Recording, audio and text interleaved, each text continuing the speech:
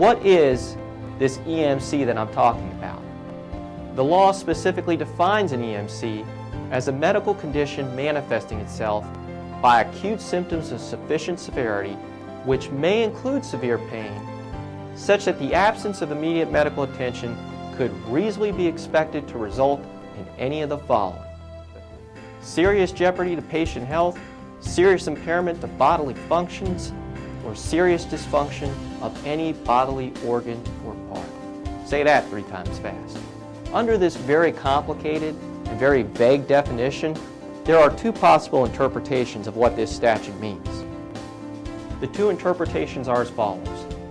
The one, a strict plain meaning of the statute, meaning that we're going to follow the literal wording of the statute, word for word, and under that, severe pain should be enough.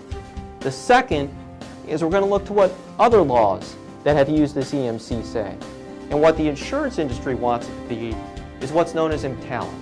EMTALA is the federal anti-dumping statute that applies to emergency rooms throughout the country. What EMTALA looks at is, do you use the same protocols for diagnosing a medical condition for poor people as you would for very rich people like Donald Trump? It also looks at the fact that anything chronic, any type of chronic pain, arthritis, pre-existing injuries, that is not considered an emergent medical condition, which would meet the criteria under EMTALA. So the question is, what are we going to follow? The answer is, we're going to find out in court. Because unfortunately, while the legislature did a great job of making sure that your benefits are restricted, they did a very poor job of defining to the courts who have to interpret this statute what exactly this mythological EMC is. So it's going to be one of those 2 interpretations.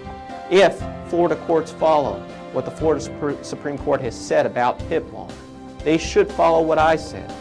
Number 1, a strict plain interpretation of the statute, and under that, if you present with sufficient symptoms of severe pain, that should be enough. Unfortunately for you, and unfortunately for me, as consumers in this state, the courts are going to decide what this definition means. And that means there is going to be a ton of litigation and lawsuits tying up our courthouses. When that happens, remember who did this. It was the Florida legislature, and hold them responsible if and when you